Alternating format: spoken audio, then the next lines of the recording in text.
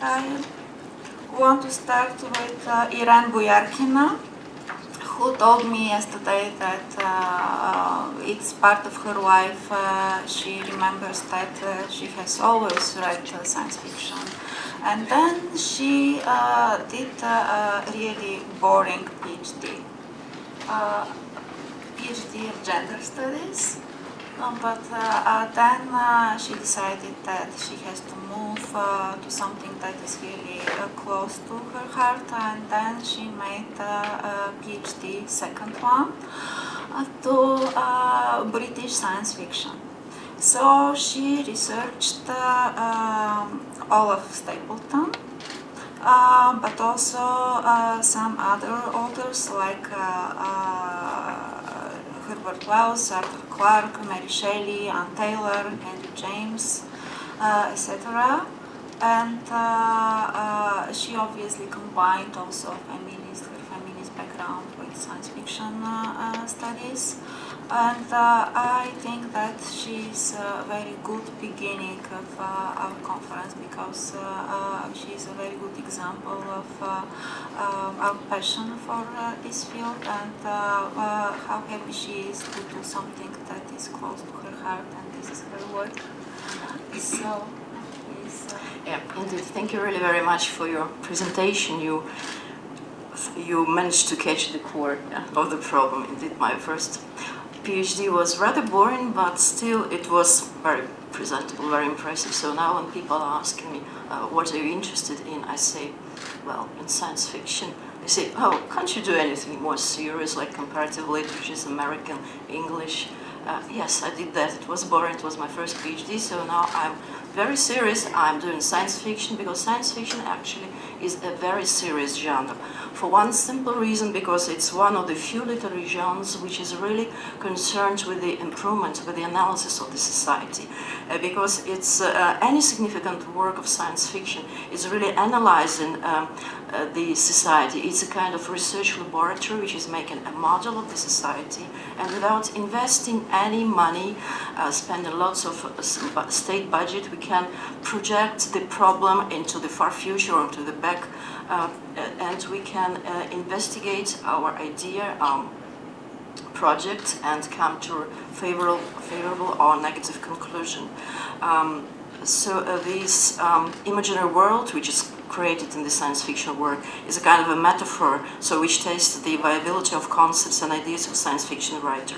So when the science fiction writer is picking up the negative trends in the society, and project them to the future, we are getting a dystopia. And so when we project these ideas to the zero world, we create a dystopia in most of the cases, and in doing so, the author tries to draw the attention of the society to these negative trends, and warning the society about the negative consequences if no measures are taken in due time.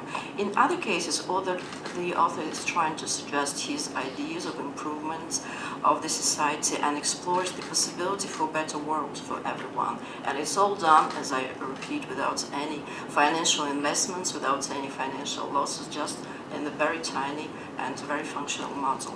And it's hardly possible to overestimate the significance of the science fiction for the development of society, as well as its attempt to consider the ways of creating a utopian society. And communism is one of the particular cases of utopia, has been occupying the minds of science fiction writers for centuries, but it has been intensified exactly after the Great October Socialist Revolution in Russia.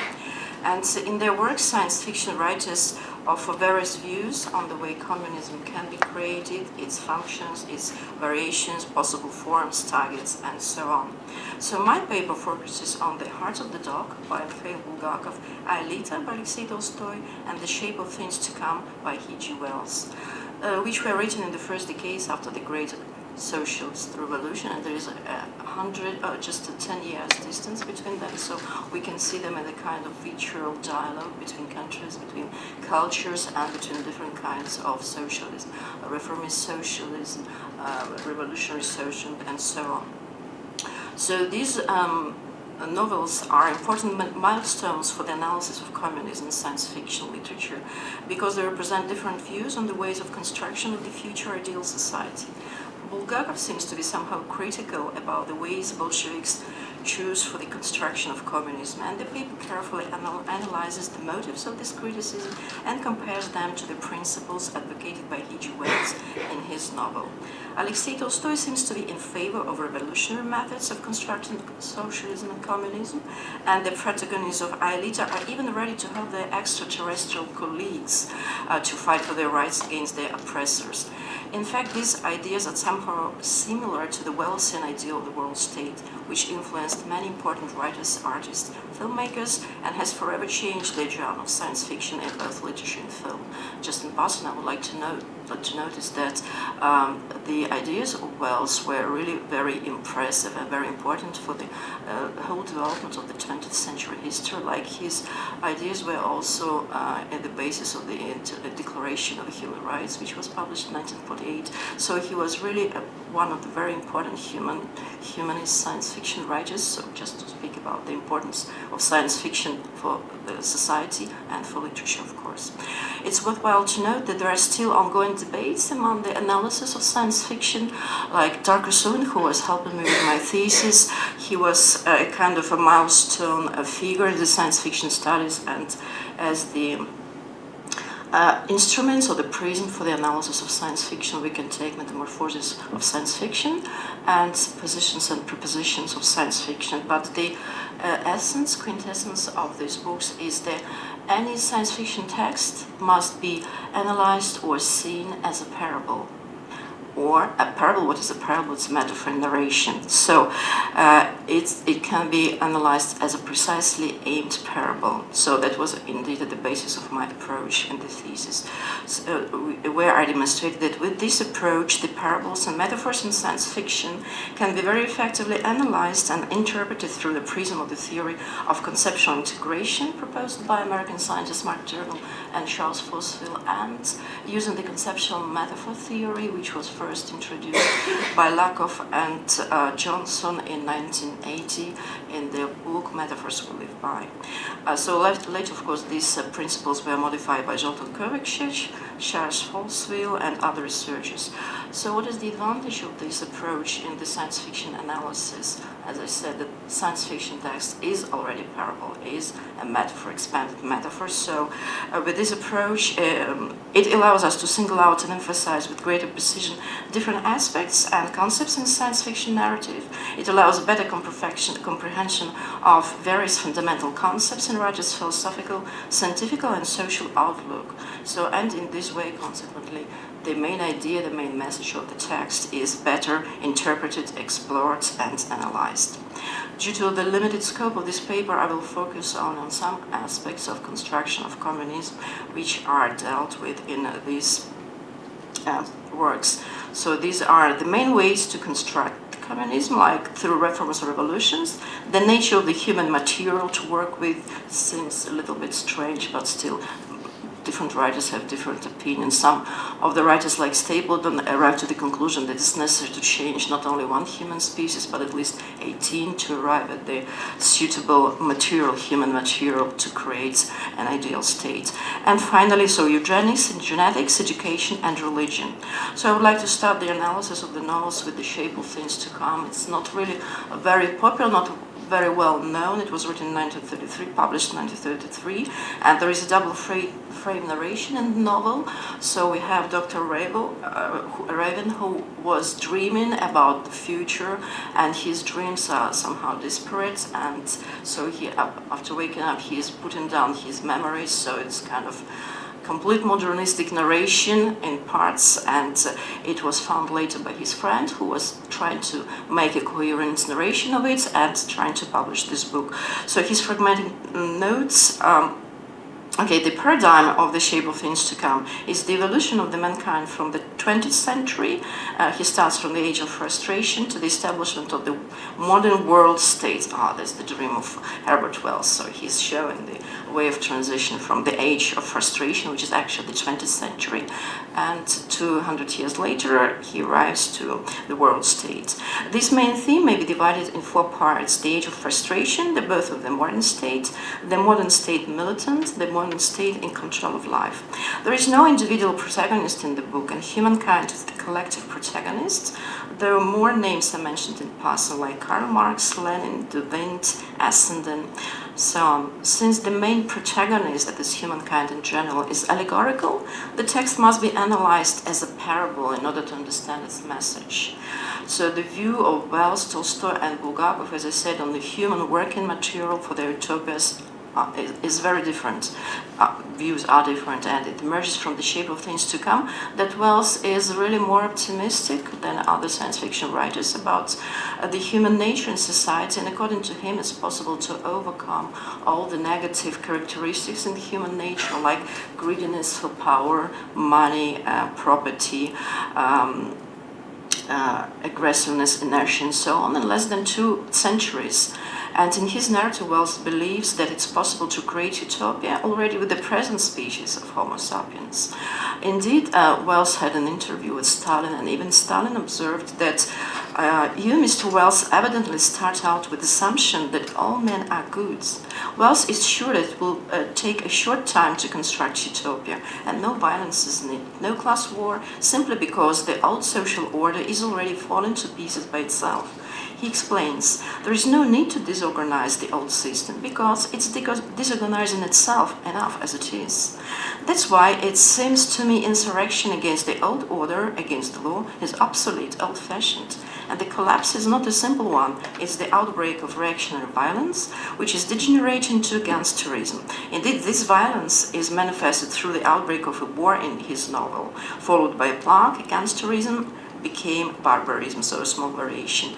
And this chain of events embodies several viewpoints and convictions of Wells and performs several functions in the construction of utopia or socialism, communism. First, it exemplifies the outbreak of violence as predicted by Wells in passing to the world state. Second, it's a logical consequence of entropy, law, and other deterioration of the contemporary state system. As Wells emphasized, I attack the present system insofar as it cannot assure order. In the text, the war is also followed by plague and maculated fever, which reduced by half the population as a logical consequence of destruction of all infrastructures.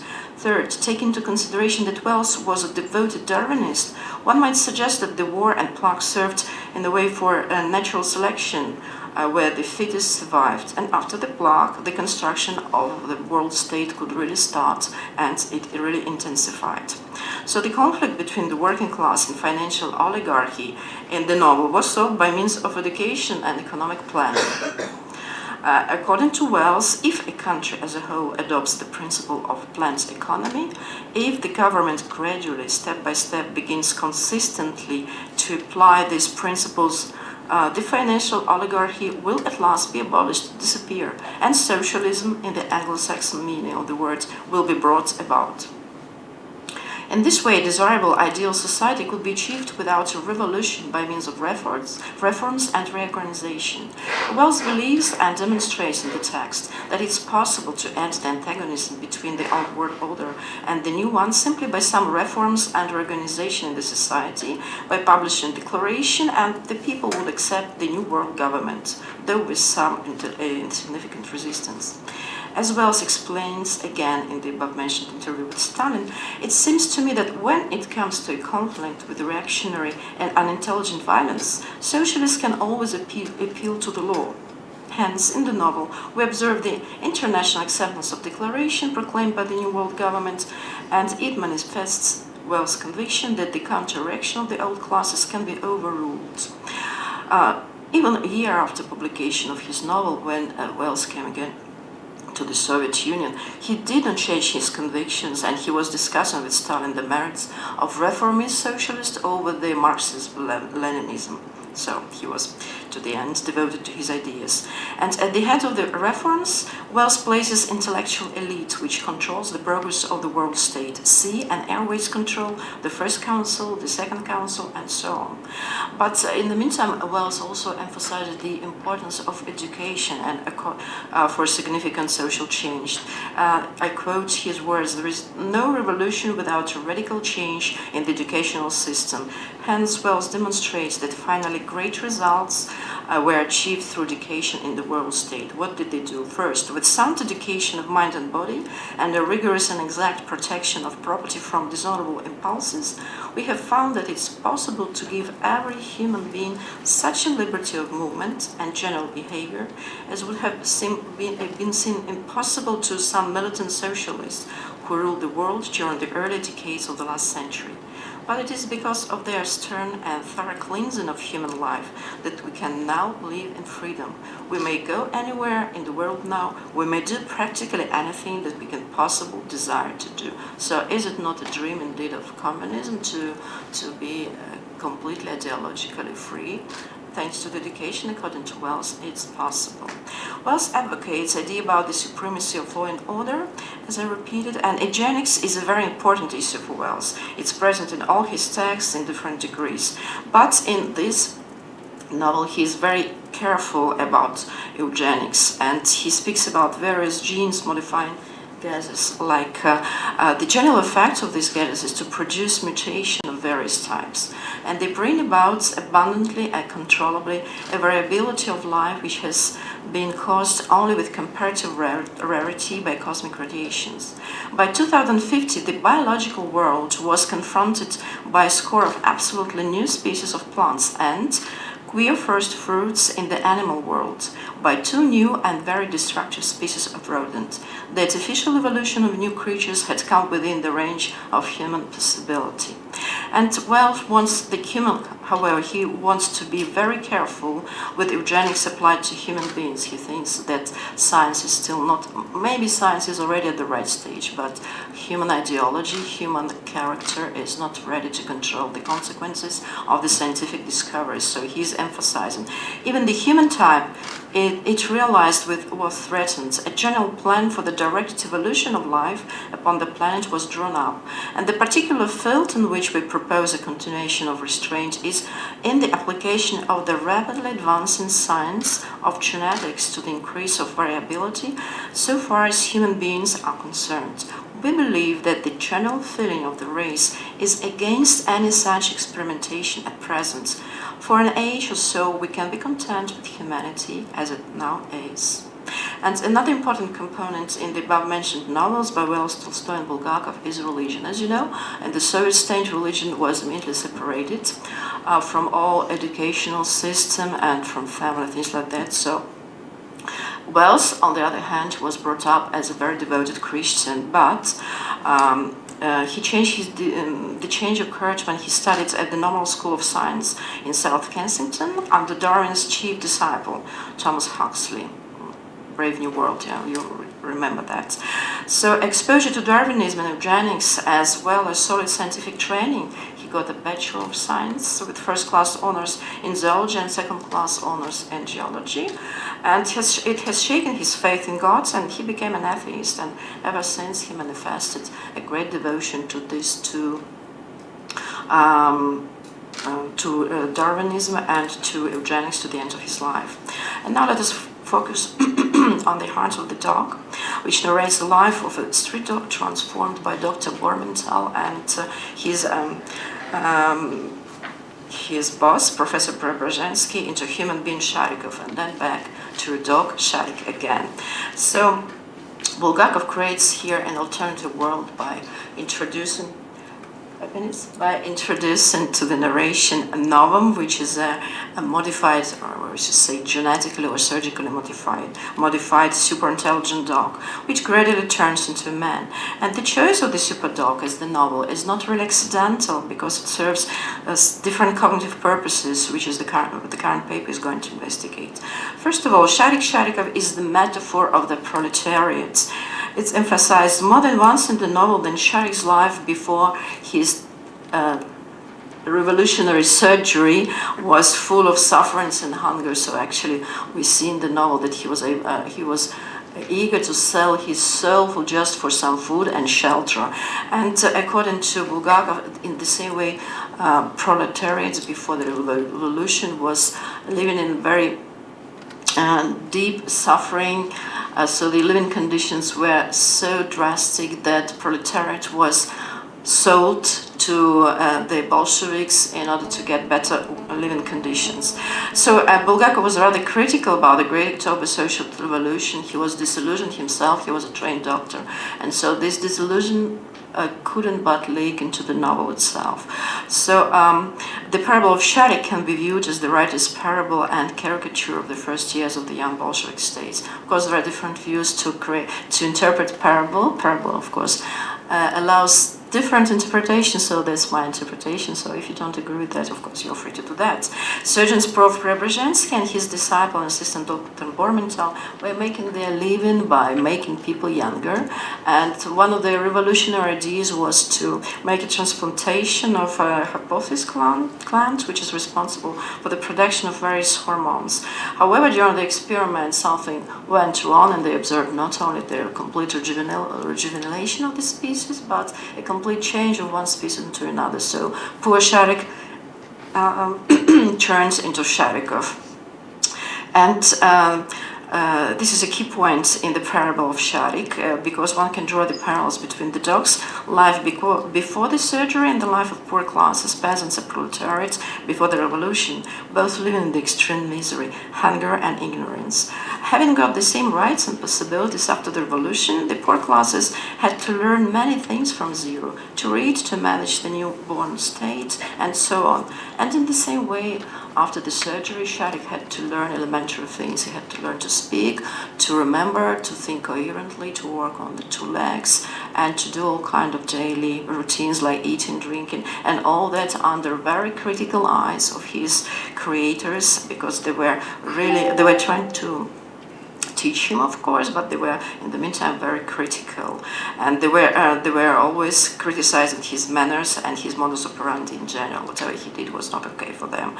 So this criticism of Sharikov is a metaphor of Bulgakov's criticism of the proletariats and Bolsheviks from the point of view of intelligentsia, to which belongs also Bulgakov, being a trained doctor, of course.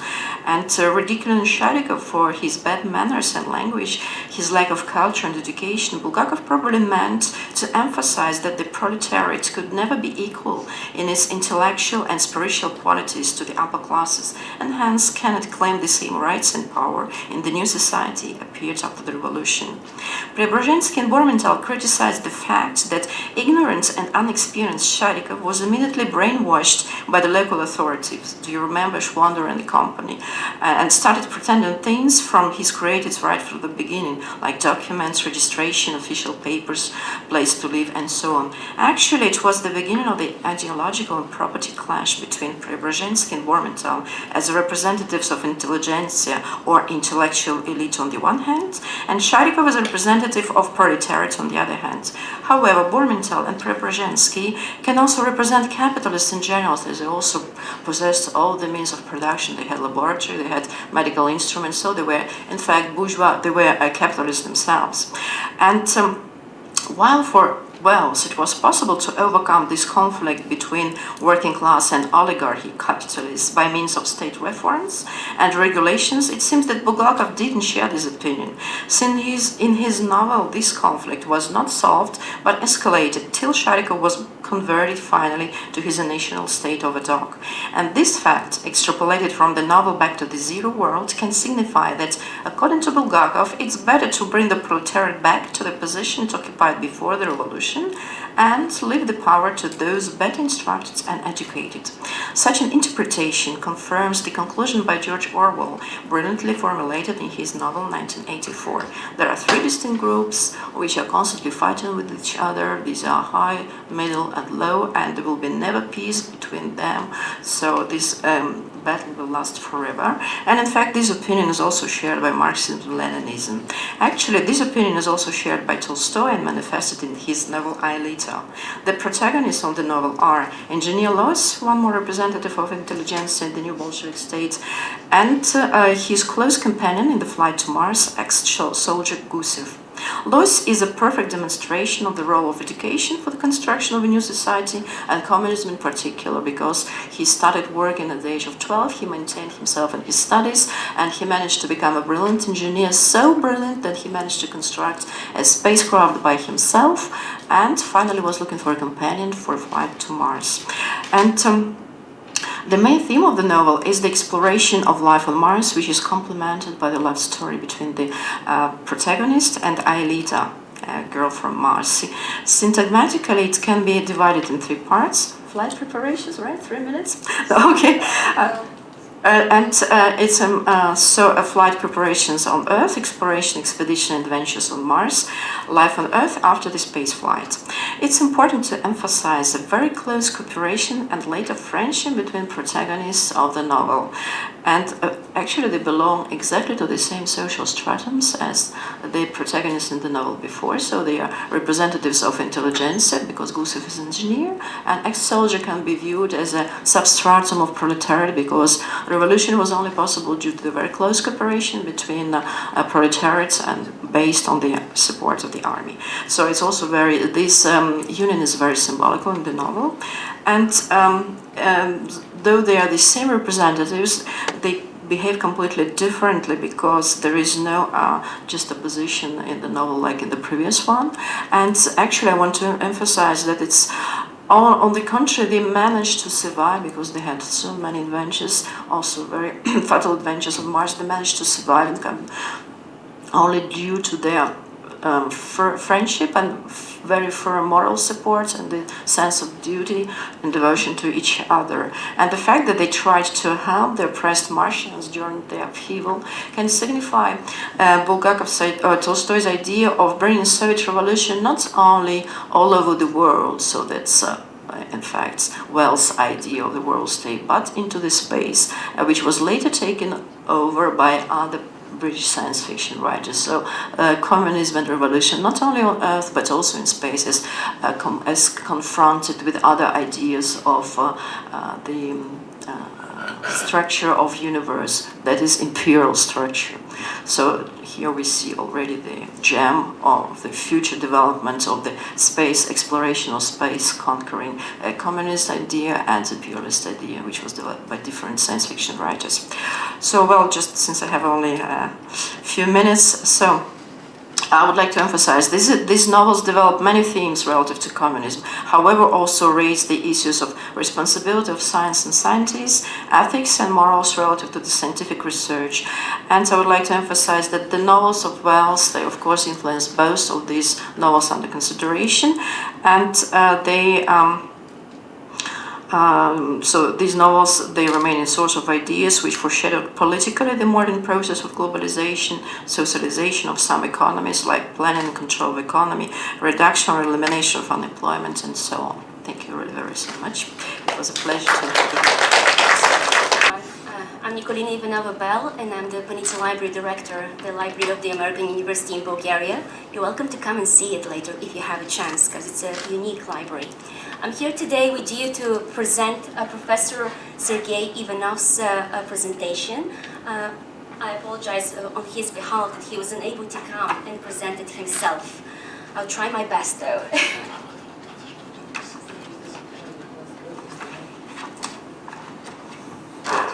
Switch places with you, maybe?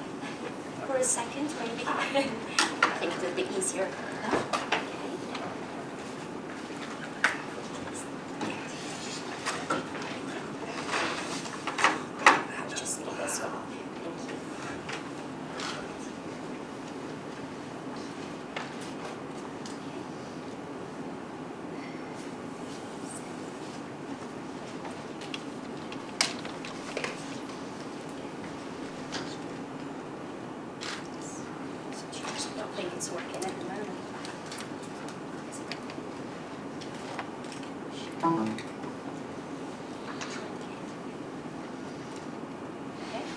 It's working.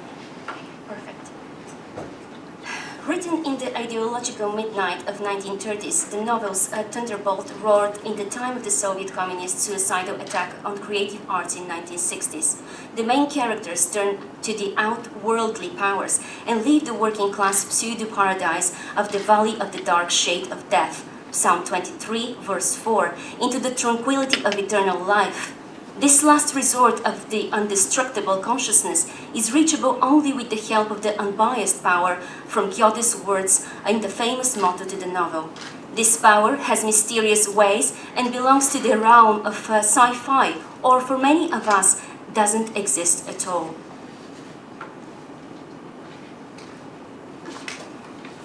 The genre content conundrum seems unsolvable due to the highly symbolical and unpredictably eerie character of the text. The authors and the text worlds are parallel and hence multidimensional and multi-layer, both in their concept and in the symbolic realization. Let us treat the text as an objective, petrified construct which reflects the author's mindset and reveals something significantly additional to what is usually said about the novel.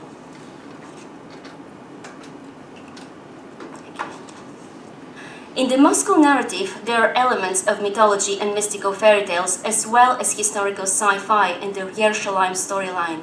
There are scarce references to morality, spirituality, religiosity, or the personified cultic god. The Moscow narrative refers to human phenomena reported by the zillions through all history and integral to all folklore, regardless of dominating religious and/or ideological system. The communist version of materialism, with its notorious ban on some scientific fields, denies their existence. However, there is a definite problem with adequacy to the world of human experiences. Suffice it to mention that descriptions of the so-called mysticism come from prehistory and classical antiquity, and today are subject to psychological and instrumental scientific interpretations of the material and immaterial aspects of the multiverse. This is the master consciousness puzzle. The Moscow narrative appropriately points to the specifically human world, not the one exclusively of physicality like stones and trees, but to the one created by our mindful opinions, experiences, and interpretations of natural objects and events. Many things stubbornly remain inexplicable because we usually confuse the natural and absolutely non-mystical reasons for an experience with the experience itself, and then with the latter's thoughtful interpretation, and erroneously ascribe all to the outdated ancient blueprint of religion. This is the universal method to devalue what is really unique to humans.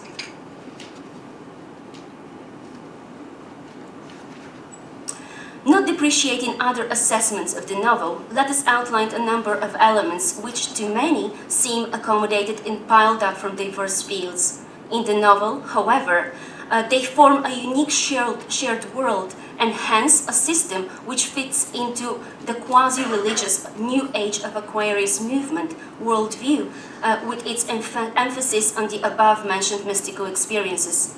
Main reasons to disregard this fact will become clearer shortly. Any piece of art embodies a semiotic space and time of the author's inherent creation.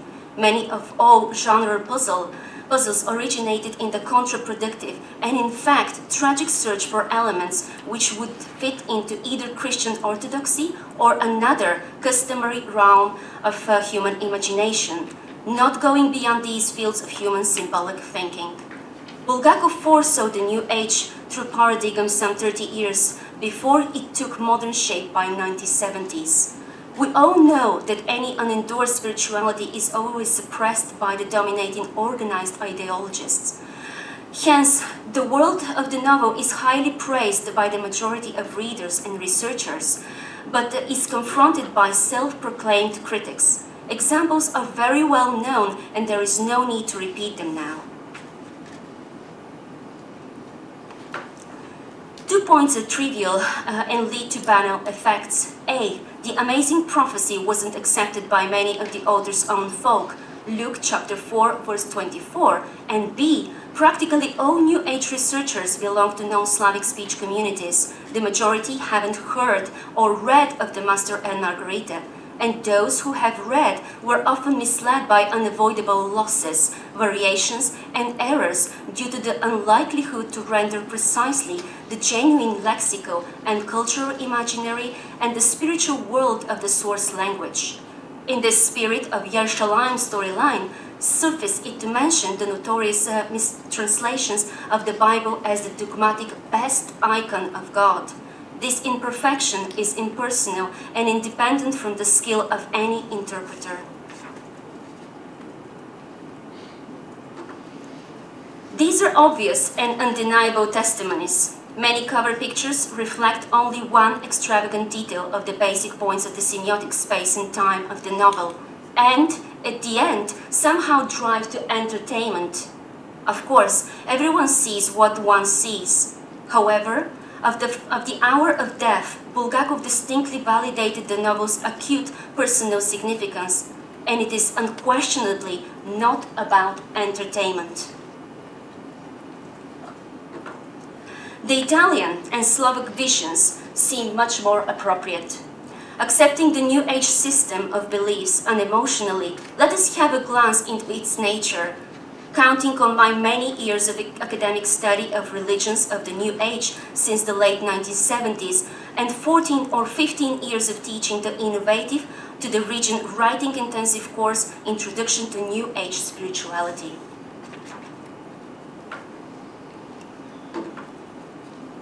Many inadequate reactions to the New Age suspiciously resemble the notorious misreadings of the Master and Margarita, revealing unfamiliarity with the essence of the corresponding object of criticism, or unwillingness to seriously consider it. The thought paradigms of an experiencer, Ivan, and of a convinced materialist, like Dr. Stravinsky, are mutually incompatible in Chapter 6. The doctor is unable to comprehend the reality as it is, and of course, diagnose Ivan as psychotic. The term sci-fi traditionally invokes a head-on clash between human and ET minds and morals. Bulgakov created a psychological sci-fi by revealing human essence through earthly mystical experiences. For example, Stanislav Lem's technological and materialist Solaris creates a comparable effect of walking up the natural thirst for unlimited flight of imagination. However, the annihilation of human body leads to complete disappearance of the immaterial personality. Phantoms of the dead exist quasi-objectively and are extracted from the memory of the living mortal brain. Bulgakov's case is very different. Please be reminded that in academia in 1930s and even today, consciousness was and often is taken simply as a physical output of brain of sorts. Hopefully, this is changing. Bulgakov anticipated this awakening to the quintessence of the living human, our consciousness, memory, the life as the essence of all things in the universe. Hence, the genre of the Master and Margarita couldn't be named as psychological sci-fi. The visitors are eternal and objectively alive spiritual beings, experiencing both the physicality and the spirituality of the world.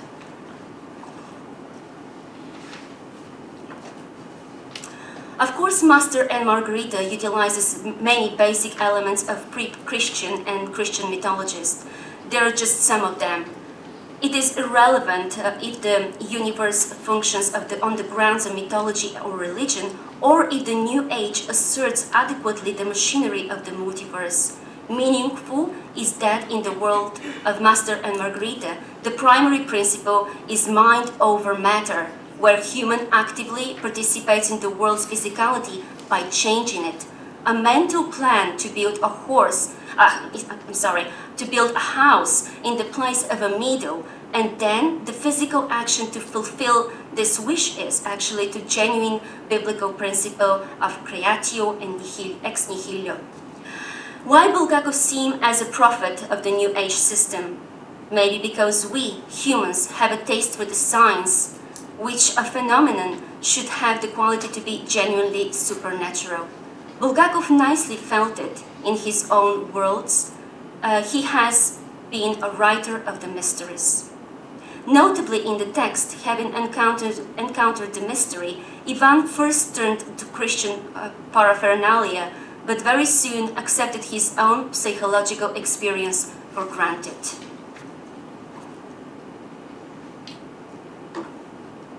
In a nutshell, on the symbolic New Age build-up on the Moscow narrative, both in the 1973 and 1990 versions. All of this, and the next slide is germane also to traditional sci-fi, but here we encounter a harmonized system of experiences which distinctively points to the New Age one. After all, Bulgakov unquestionably was a knowledgeable medical professional, a psychologist born, a profound critical thinker, and a creator.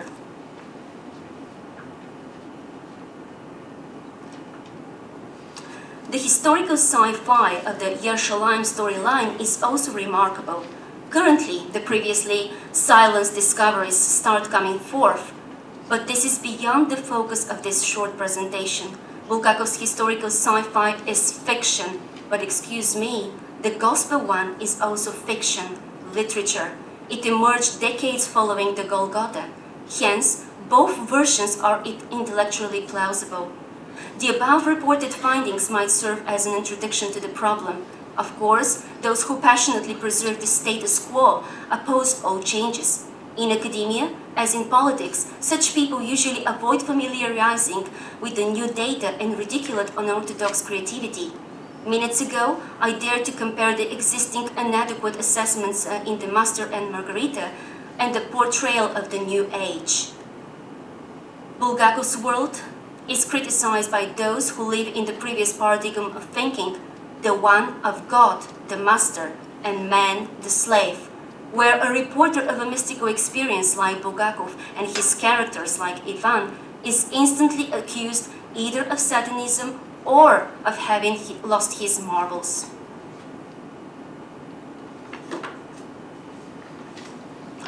Sci-fi of any type, for those who dream to uncover the riddles of the universe, it is a mindless and pointless machine, or if it operates as a harmonious universal consciousness. Bulgakov asserted that the human world is the one of consciousness. That was a mystical explosion of hope which inspired the desire for full freedom in the suffocating atmosphere of the most scientific ideology, with its nicely typified and emblematic personages. The novel eschatology doesn't affirm death as an annihilation of consciousness. For Bulgakov, the primitive materialism was just wrong. His eschatology, according to one's faith, portrays the essence of humanity not on the background of an external hyper-reality, but rather on humans who internally experience all reality. He called to life the intellectually pleasurable expectancy of the predestined eternity of the free and fully conscious human personality. As saying goes, we are all spiritual beings experiencing physicality, not the other way around. The New Age motifs in the novel do not seem to be short-lived. Is it just sci-fi or an insight into the mechanics of the multiverse? My pleasure of reading the novel isn't substituted by the academic interest in its text and symbols, neither my human concern with the intelligent personality's life and death isn't substituted by a dry academic interest to this holy of holies. We have to be patient, because as Leo Tolstoy put it, sooner or later we'll know or we'll just stop questioning. Thank you very much. He is mainly in the British, researching British cinema, documentary as well. But what is more important for me is that he is trying always to make a collaboration with researchers in humanities as well. So it is not a surprise that he is here with us today with his very interesting paper about these jumping images and movies between East and West. So please, thank you very much about this. The space race between the USA and the USSR properly commenced on the 4th of October 1957 with the launch of the world's first man-made satellite, Sputnik 1. The interest in interplanetary travel sparked by this momentous event was global. However, how this interest manifested itself in the cinemas of the communist East and the capitalist West was, as I shall hopefully show, startlingly different. I shall be looking at 3 Russian science fiction films made whilst the Soviet space program led this race, and although these films were never released in their original forms in the West, we will see how they were translated for a Western audience. Just as a very, very brief context to Soviet science fiction, many believe that Fritz Lang's Metropolis was the first science fiction feature film in 1926, but lesser known and for many years extremely difficult to see is Yakov Protazanov's Elita Queen of Mars, which was made 2 years earlier in the newly formed USSR. And although it attracted some ideological criticism, the film was actually a huge popular success with audiences.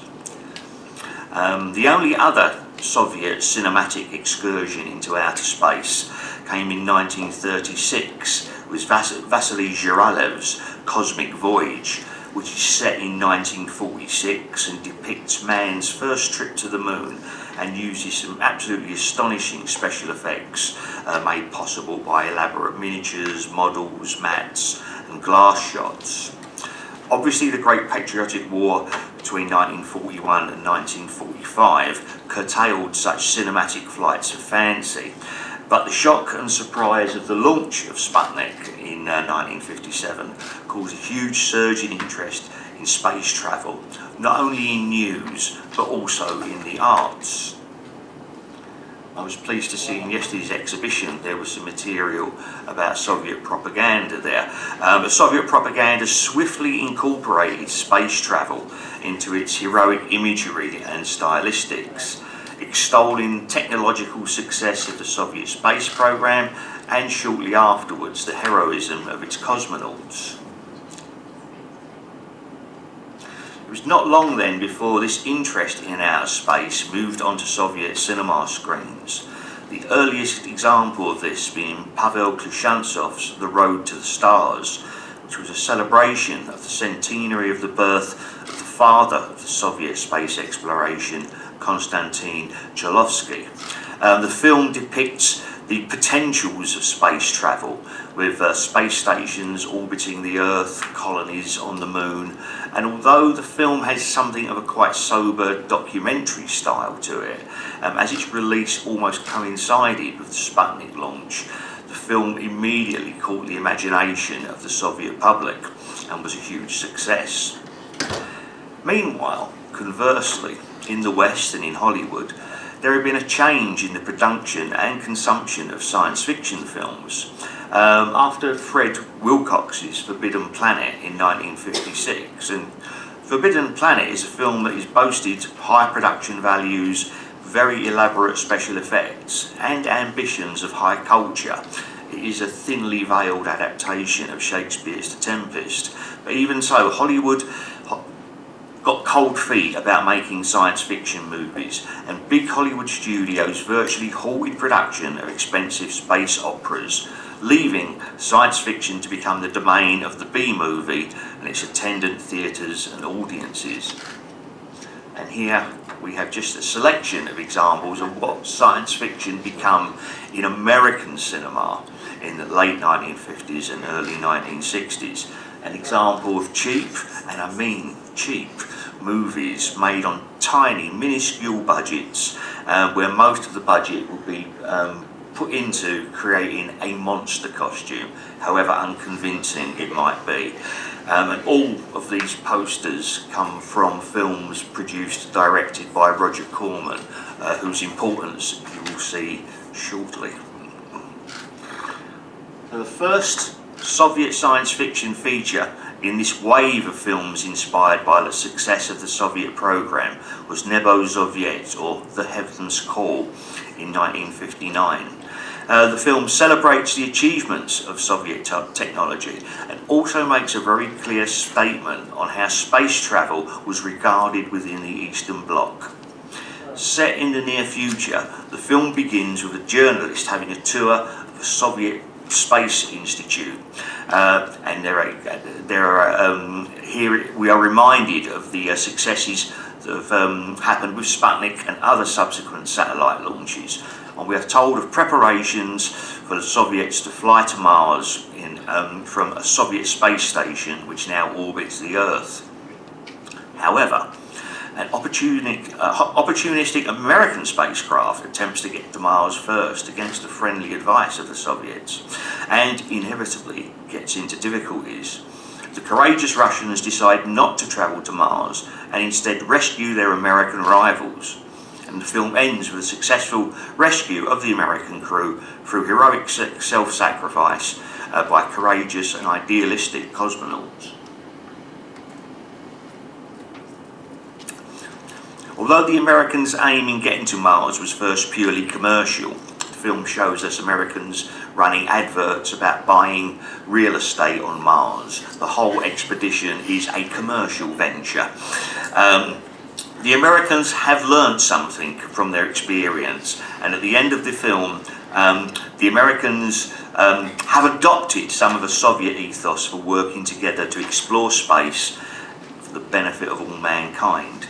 And as the head of the Soviet Space Administration says at the end of the film, we have a great task to open a path to other planets, to increase our knowledge of other worlds, and to make space serve the people of the Earth. The film then ends with us finding out that most of the film has been a daydream of the journalist who we saw at the beginning of the film, as he wanders off as to what might be. In 1962, Roger Corman then, whilst travelling and working in Europe, buys the rights to this film for his production company, Film Group. His intention to make a new version, after some alterations, will appeal to an American teenage audience.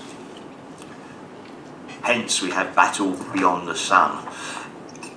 Given to UCLA student Francis Ford Coppola, The Heaven's Call was redubbed into English, shorn of any mention of Soviet achievements, along with any bad behaviour by greedy capitalist American astronauts. And in order to depoliticise the film further, the film is now set in 1997, after a nuclear war, which has now divided the Earth into the northern and southern hemispheres instead of east and west. The film closely follows the Soviet original, but is now the eagerly impatient North Hemis who attempt to steal March on the more professional South Hemis by taking off to Mars unprepared, but again have to ask for help once their journey goes awry. Battle Beyond the Sun is given some very bland introductory material on the American space program, and as you'll see as we see the trailer now, it's hopefully given something to attract its younger audience. So this is the trailer for Battle Beyond the Sun.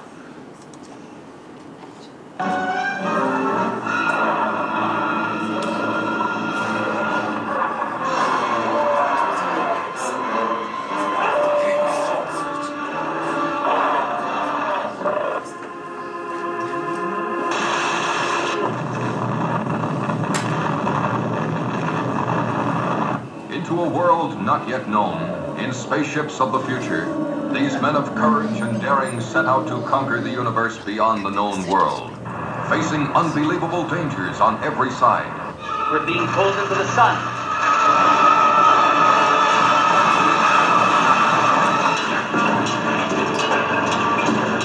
Meeting new adventures in undreamed of places. Mars.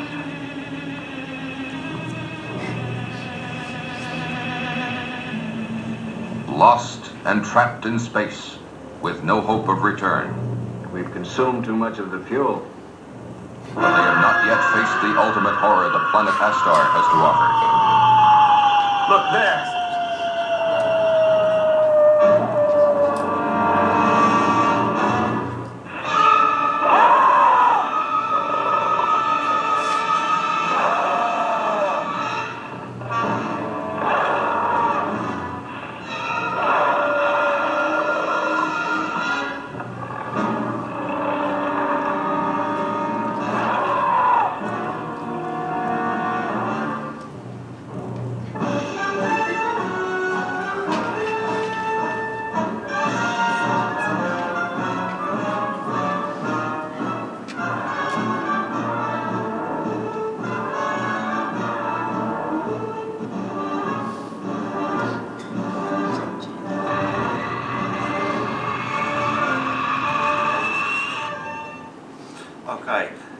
So the only footage that is from what Coppola shot in that trailer is the two monsters, which is a sort of vagina dentata and a monster that's a bit upset because he didn't get a part in Monsters Inc., I think. However, the rest of it is all from the Heaven's Call. It's some pretty impressive special effects there. But Corman had hit on a new formula to continue making extremely cheap science fiction films, one that's looked far more expensive due to the footage he was lifting from communist films. That said, the film did not make much of an impact on audiences. Much of this was put down to the fact of there being no recognisable actors on screen. Meanwhile, back in the real world, Soviet space program's achievements continue to outstrip those of NASA. Laika, the first dog in space, but he didn't come back. April 1961, Yuri Gagarin was the first man in space, and June 1963, Valentina Tereshkova was the first woman in space. And the next cinematic foray into space travel came in 1962 with Pavel Klushantsov's Planeta Burr, or Planet of Storms, which follows the first manned expedition to Venus by 3 spaceships. Klushantsov eschewed his previous documentary approach and instead throws almost everything into the mix, right from the opening moments when one of the 3 spacecraft is destroyed by an asteroid. And once the astronauts, the cosmonauts, land on Venus, Venus is shown to be populated by such things as man-eating plants, dinosaurs, the reptile men aren't on there, rampaging lizard men, a dangerous octopus, and erupting volcano and a monsoon, amongst other things. The film does, though, have an implicit anti-American aspect to it. Within the film, there is one character called Alan Kern, who's the only non-Soviet member of the expedition. Kern is a robotics engineer in charge of Robot John, who is being field tested as part of this exploration of Venus. Kern's priorities seem to have far more of a commercial imperative to them, which leads him taking to risks that put in order to test the robot out that cause many of the expedition's crises. Robot John himself is a very ambiguous figure, often putting his own well-being before that of his human masters. And in some ways there's a nice foreshadowing there of maybe what HAL 9000 would be like in a few years' time in 2001. So although full of generic staples and some swipes at corporate capitalism, the film does maintain a very idealistic and optimistic view of space travel, extolling it as a means of gaining knowledge. Corman bought the rights to this film and another Soviet film, Meshte Nastraju, or A Dream Comes True, for $10,000, and gave another film group intern, Curtis Harrington, the opportunity to create something more commercial from it. Harrington, under the pseudonym John Sebastian, again dubbed much of the original film into English, reused the space station footage from The Heaven's Call, but then also added several newly shot sequences with Basil Rathbone and Faith Demergue to try and smooth over the narrative and at least have 2 actors who will be recognisable to American audiences. Scenes with Rathbone, and some of which were subsequently used in Queen of Blood, were shot over only 3 days, and De Merg had just half a day's work on the film. I'll briefly show the trailer, and you can see some footage from Planet of Storms.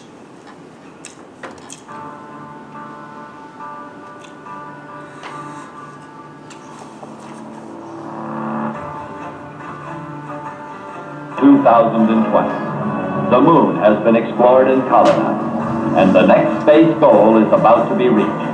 The first landing by man on the planet Venus.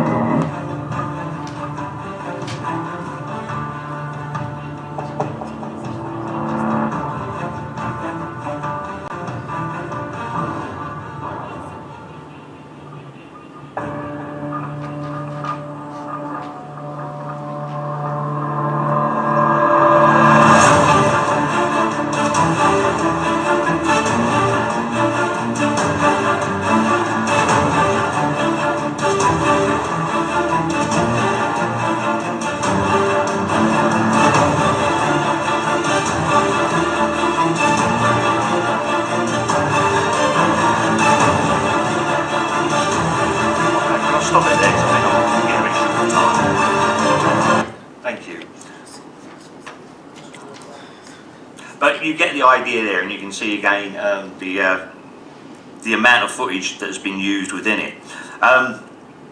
Corman's legendary economic efficiency, or perhaps better termed his tight-fistedness, was seen to its best advantage that in 2 years' time he again used the Planeta Berg footage, yet again, along with material from The Heaven's Call and Battle Beyond the Sun, giving it this time to his invaluable jack-of-all-trades Peter Bogdanovich to create Voyage to the Planet of the Prehistoric Women, a film which took out all of the new material that had been shot by Harrington and added 15 minutes or so of what Bogdanovich described as a group of stoned kids from Carrillo Beach, dressed like mermaids and with seashells covering their breasts. This group of spaced out hippie chicks he then filmed somnambulantly wandering along the beach. He shot this silently and then cut it into the Planeta Berg footage to create a narrative of a Venusian cult of pterodactyl worshippers who call for the volcano to erupt, I'm not making this up, and the monsoon to descend in revenge of the killing of their god by these visitors from Earth. Possibly the most abject of these cinematic transformations, the film is a confused patchwork of ill-matched footage from 4 different sources held together by a voice-over narration by Bogdanovich himself that does little to make any narrative sense, but does manage to obscure any ideological content that there may have been in Planeta Berg. Finally then, Meshti Natreju, or A Dream Comes True, the most visually imaginative of the 3 Soviet films. And as you can see here, some marvellous stills from it. The top one there, shot in what is called the wonderful Gagarin Square, which is the centre of the Soviet Space Administration in the film. Again, a strange convoluted plot in which a song played on Earth by a young cosmonaut to his love travels across the cosmos and is received on the planet of Centauri, which leads to a Centaurian expedition to find the source of this music. The expedition encounters, yet again, difficulties and crashes on Mars, leading to a rescue vessel being sent from Earth. It's an eerily beautiful film to watch, but it also highlights clear differences in the philosophical attitude towards space travel between the East and the West. The Soviet Space Administration insists that Earth send a rescue vessel to the stricken aliens, whilst the paranoid and suspicious Americans heed caution, believing that the alien intentions are malign. The rescue rocket is sent off, and again, after heroic self-sacrifice by a cosmonaut, a female alien is found and brought back to Earth safely, where there was great celebration about this huge scientific advance. The film ends yet again with the revelation that this has all been a dream, this time beginning to the 2 cosmonauts who had been listening to the music at the beginning of the film. The Cormanized version holds back nothing from you. It's probably the most radical, but it's also the most radical makeover of all of these mutations. Curtis Harrington had in fact shot this back to back with Voyage to the Prehistoric Planet in 1964, and for a film group movie had the lavish budget of $50,000. Which allowed him to use a number of young actors such as John Saxon, Dennis Hopper and Basil Rathbones in there, of course. This radical revision turns the Soviet paean to interplanetary peace into a lurid but extremely effective horror movie with a rescued alien working her way through the crew of the rescue ship from Earth, gorging on their blood and then spawning eggs all over the film. So by the end of the film, when the rescue rocket lands on Earth, you know things are going to get really bad. And we'll just see a little bit of the Queen of Blood trailer.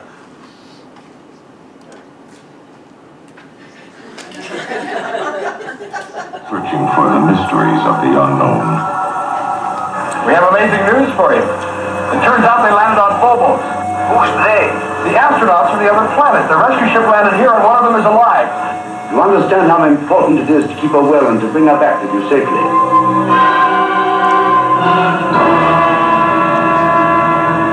I think that'll probably do us. What evil You get a taste of how it goes. The strange orb of the Queen is...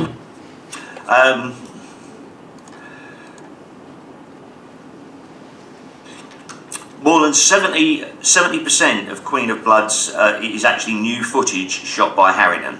And those far higher production values that were meant that he was able to do some far more elegant work converting the two films. Corman was most aghast at the $1,000 cost for replacing each space helmet. As you say, they were replicated, so they did actually make a good match between the Soviet footage and what Harrington had looked. So, looking at these films in their original and their export films, there's a deviation there of almost political and cinematic imperatives.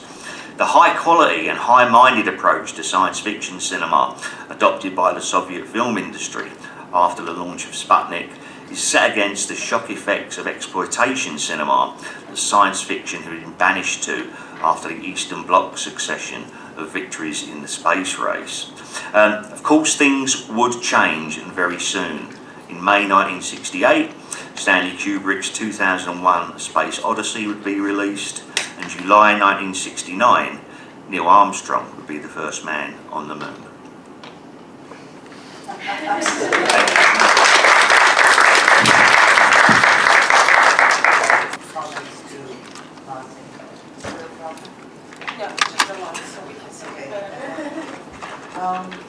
Yes, so I thoroughly enjoyed your talk and disagree with some of it, so I hope we can engage in some sort of back and forth. Okay, you refer to Wells as being more optimistic than most. Thank you. You refer to Wells as being more optimistic than most, and you say that his attachment to Darwinism didn't falter. I disagree with that. He was a follower much more of Thomas Huxley. The difference being that Huxley believed that if you have an evolutionary curve, it can not only move forward, but it can also regress. And I think we see the items of regression both in his first sci-fi work, The Time Machine, and also subsequently in The Island of Dr. Moreau. I think those two are the most pessimistic, do you know what I mean? Sci-fi text imaginable. Yes, right. I was comparing to these exact novels, not to all his works, of course. Especially when he was writing at the end of his theater, he was completely agreeing with some very pessimistic views also of Stapleton. He was saying, and definitely human species they exhausted already all the possibilities and must be substituted by other species. So yes, but in this work he was just about that, because you did say. No, I was talking only about these three novels.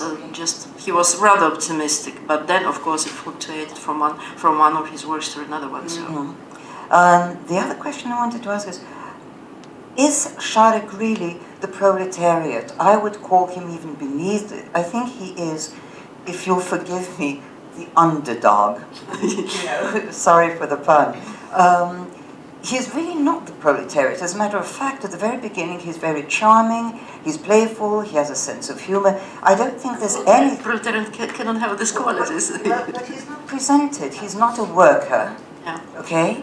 He is, just let me finish. You know, he makes interesting observations about women's underwear and so on. He is sassy, he has charm. And Preobrazhensky, towards the end, says, what we have done is, we have turned a really charming dog, okay, into a monster. You know, and I think it's not so much that Sharik is the proletariat, it is the fact that the underdog has in some ways ceded to the proletariat, with the proletariat being incapable of fulfilling the so-called task of the revolution. Now, Sharikov is definitely a member of the proletariat. Now, we can tell that he gets drunk, he spits seeds. Do you know what I mean? Yeah, actually, as I said, every parable, every metaphor allows interpretation. Yes, absolutely. And you said that Sharikov is working because he was working as a driver, as this and that. So definitely he's a part of proletariat. But I think in the metaphor theory we have. If we come back to the metaphor of its understanding of one concept in terms of another one, but not all the structures are extrapolated from one concept to another one. There are kind of entailments highlighted and suppressed, and of course it's very complicated to create complete correspondences. So of course not all the features of proletariat could be brought to the target concept, but still in general I think it's possible to support. No, I think it's forcing it to make Sharik that, but okay, we just... It's also a rather striking idea to paragonize, for example, the creature of Frankenstein to proletariat, but these Marxist interpretations are still rather vital, rather valid. So in this case, we can also paragonize to another, like to creation of the new creation, but for the sake of our conference, I think this interpretation was more actual at the moment. So, but yes, there are similarities, and of course there are differences between Sharikov and proletariat, but still he was a rather middle ground representative of proletariat. I think this is just a Pavlov's dog, which is treated according to maturity. No, that's just a replica. Well, I wanted to join the same discussion. I think the problem is really if we try to see parable in a sort of reductionist way as being reducible to a single moral or to very clear unambiguous meaning. And actually Stanislav Lem had this huge discussion with Bulgarian theorist Tsvetan Todorov, whether he was right or not to criticize Todorov is one thing, but he was really claiming that science fiction can be as rich in meaning as any other literary work, if it's a good literary work. So my idea, I think, my question would be whether you could compare actually the Island of Dr. Moreau with Bulgakov's work, because we have the same, absolutely the same plot of converting animals into people. And I think Bulgakov's criticism, his critique, is mostly against social engineering and the violence with which it is accompanied. And Sharik is just the victim of this type of violence. So this is my question about this. How could we compare the two works from this point of view? And I have a question also, if we're going this way. So. A question about cinema and whether, because I just checked and the first Star Trek really began in 1966, so it seems to be an important year. Don't you think that this initial series of the original Star Trek series somehow did turn, how should I say, to a more Soviet optimistic vision of space exploration? What, Star Trek? I think there's a change going on. There is a change between American television productions and American cinema productions. Maybe because they could be done a little more cheaper. Although there is still a thread of invasion narratives on television. But yeah, Star Trek and 2001 start to change, I think, this rather paranoid, suspicious, negative view of what there might be out there in space, and I think that's continued on from there. But between late 50s and early 60s, I think most science fiction made in Hollywood is fairly negative, whether it be alien invasion or dystopian end of the world movies. Yeah.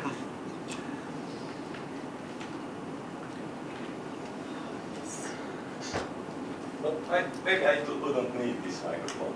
Yes. Well, you can for people behind you. Okay. So my point is the following, and this also would be some viewpoint on the initial words by the lady who opened the conference, who said that there are two groups with different viewpoints on communism. In fact, also what I am going to say is a little bit provocative, that in these three talks there was no communism, in the sense that what was missing in your words is the following. Those two groups that do not share the same viewpoint of the communism is, the difference is that one of them are the victims of the communism. So they cannot afford just to forgive the others about what happened with them. So the communism in this version was missing from these talks. Even Bulgakov was victim of communism, because his books were published some 30 years ago after he wrote them. So in fact he was imprisoned in this sense. Not all of them, and his plays were popular. But I think those main that were discussed here, Собачье сердце и Master and Margarita, они были, they were published in 60s, although written in 20s and 30s. So these are 30 years gap in this, which I consider also a victim. Okay, so in this sense, we should somehow define the subject, what is communism, and how is science fiction a tool to understand better the communism, or we want to use communism to understand better the science fiction. That is my point. Hi. So I have a few things to say, but I'm going to first respond to you. In fact, the purpose of our final panel is discuss. I'm sorry. So in fact, the purpose of our final discussion is exactly to define those things, because indeed the relationships between science fiction and communism in this sense is communism as ideology, communism as practice, communism as regime with actual things. But we started with the East and West particularly to talk about science fiction as a global phenomenon, global discourse, and I'm very happy about all the talks truly showed how ideas from East and West merge, replace each other, borrow each other. So we're starting from the other end of the conversation. We're starting with the political differences in science fiction, and hopefully we're going to narrow down. And plus we have a talk, I think, with Laura, who's going to tell us that science fiction was actually, I don't remember whose paper was that, who's saying that science fiction was actually banned during Stalin's time, and there was a revival. That's why those books were not published for 30 years, because there was a period in Russian history where science fiction was not popular, was not aligned with the party. So that was I just had one question to Dr. Carter. Are there any studies of the way in which the movie producer Corman is, was it Corman, am I right? Corman, yeah. So are there any documentation anywhere we can study the way they digested the Eastern discourse into Western discourse? Do we have some, do you know more about that? I think the problem when you're dealing with anything with Corman, the person who's written most about Corman is Corman himself. And Corman, as you can see, is a great self-publicist. So you have to try and sift through what is quite often marketing copy on what is how things actually happened. I mean, what I would say is maybe the Corman films are far more about the way of looking at them, is to see how there is an absence of any ideology in them, and it's taking out of communism, which is what he's showing maybe what was there in the original versions. I happen to be writing a PhD on science fiction film and communism, and I could have an answer to your question. There is a German academic, Konstantin Kamiński, who exactly reconstructed the history of Cormans, and he's also in the footnotes. He's giving lots of tips about how to reach it. Yeah. I actually wanted to thank you for this wonderful presentation. Introduction into Soviet film. What is interesting for me, and maybe you didn't explain it like clearly, Pavel Kushantsev films were mainly documentary films, and this first film, The Road to the Stars, it actually begins with the whole idea of Konstantin Tsiolkovsky scientific project to go to the outer space. And those Soviet films have also this quality that they were produced in this mode of socialist realism. Like there is this very interesting mixture of actual stand of things in the future, and he's like explaining, we are almost there. This future is here. This program, this vision is going to be here like in 10 years. And it also fits into this narrative of Khrushchev, who said in 1961 that communism will be, we will reach communism in 1980. And it was the last party leader to name the date of reaching communism. When Brezhnev came, they only were talking about to develop socialism, and this point of reaching communism was somewhere in the future. It's always difficult trying to squeeze everything into 20 minutes. You end up with a lot you're going to say, and then you... But there were also two other films, interesting films, which were then remade in the US. That was The Silent Star, a Polish Easter-German production from the 1960s, and Czechoslovak Kari XP1, which was also remade. They mean at the start of the talk, and So it was a whole trend, a very interesting trend. Yeah. Thank you. Also, I'd like to ask you a question. I'm very glad to see you working on this. I've worked on Corman's pilfering of Soviet films about folklore. He does very similar stuff. And I'd like to suggest that he does have the ideology. It's the ideology of entertainment. And it really worked. I know that both Coppola and Bogdanovich said that for them, what Corman taught them was formative. Okay, but my question is this: you gave historical context for some of your comments, but I'd like to know why it is that something like Niebo Zaviot is relatively free of the anti-Americanism, okay, that we see in 1962, Planeta Bur, right? Now, both of those, right, this was the period of the thaw, when there was an openness, right, to the West. And I'm curious as to the ideological discrepancy between the two films, which after all appeared at, do you understand what I mean, during a more liberal era? I mean, I think all three of the films do have quite... Some, but there's a difference, isn't there? I think that'd have to be a subjective decision on that. I mean, I think the whole thing in The Heaven's Call is... I remember I'm not watching them in their native Russian. I've watched 2 or 3 different versions with different translations, and there could be various shadings of that. But the American expedition, boy, it almost kills a cosmonaut taking off because they launch early.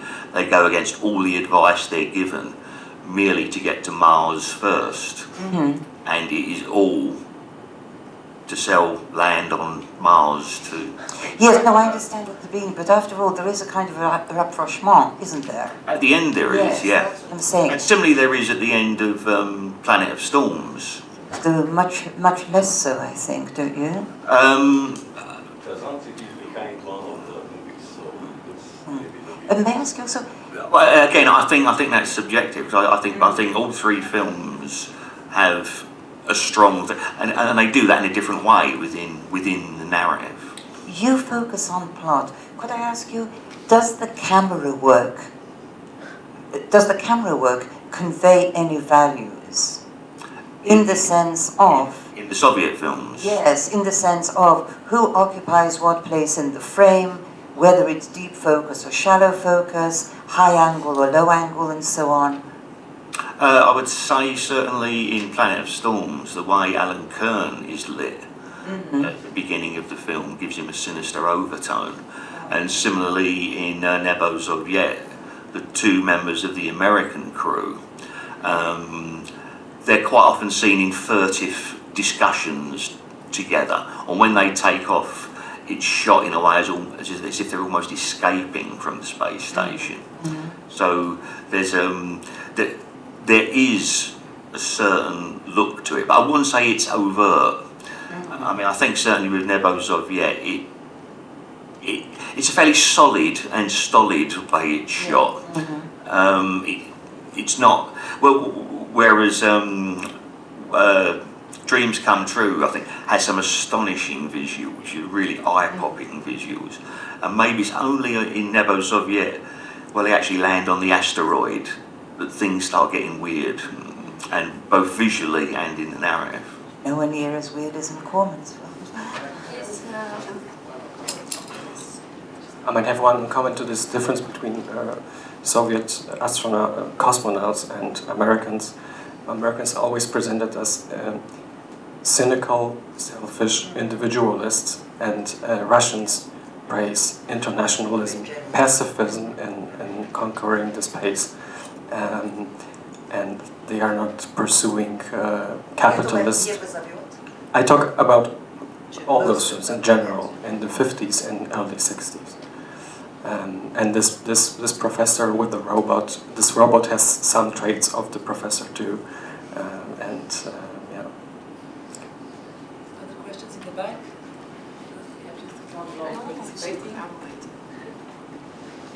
Virginia?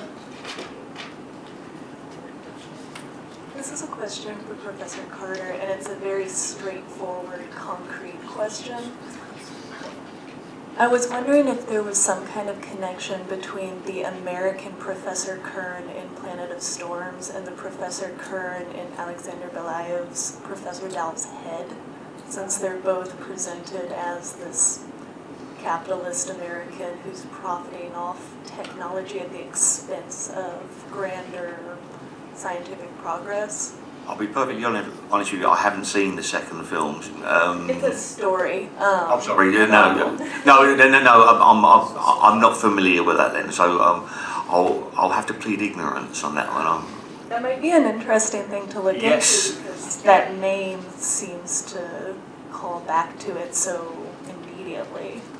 As I say, Kern, again, it's not said he's American, but he says okay a lot. And he's in a different colour space uniform to the rest of the cosmonauts, who do have Russian names. So there's a very clear difference between him visually and the rest of the crew. And I'm sorry, I didn't get any chance to talk about the women in these films because they get very badly served. They're mainly left in orbit, looking after the radio communications. But there just wasn't time to go into that, I'm sorry. Any more questions? Yes. Yeah, I just wanted to make a small observation in response to your question. Like our colleague mentioned correctly that Sabachi Ser's The Job of the Heart, Heart of the Job was not published immediately. It's not I think it's not due to the fact that eugenics was mentioned, because by that time it was not already the first work of art dedicated to eugenics, and at the end Preobrazhensky undid everything what he introduced with eugenics, so it was definitely not the fact why this work of art was negatively looked at by Soviet government. So it was definitely another interpretation of proletariat, of revolution in general, and so it gives us more rights to interpret this Bolshevik as a reincarnation of proletariat. So just one more positive, yes. Yeah, but of course you're free to see. Of course, there are so many. We can also speak about the negative consequences of the use of science. Also, very So we can continue to infinity interpreting this very nice metaphor. Okay, thank you. No, I think that's important. As a matter of fact, it's exactly the violence, I think, that is really significant there. Right. Because, when you think of how in the section in which the operation is described, it really is described as a battle, right? The blood is spurting everywhere and so on. I think the violence there is really very, very significant. Parallel to revolution, yeah. Mm-hmm. Yes. Thank you very much, everybody. And we have a little break and then move to the next panel.